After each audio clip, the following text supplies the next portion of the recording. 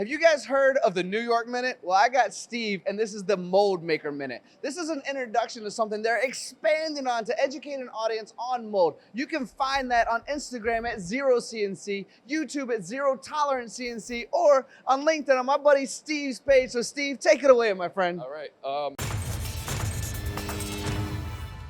right. Well, what we've got here is pretty simple. This is, at least for mold makers, we're going to look at what we're doing with making electrodes and how we should actually put as much as we can on an electrode if possible. So my example here is showing you, I've got all of these on one electrode and we have multiple patterns to burn versus doing a single electrode one at a time. So you can make the electrode faster, but it'll take a lot longer to burn. So if we can combine this and put a bunch of features which takes longer to cut, but it'll burn a lot faster. So our CNC machines will machine a lot faster and our burning will go faster as well.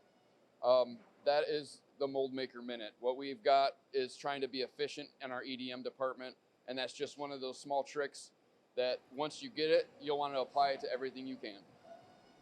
Absolutely perfect, Steve. Can you sing with me? Woo!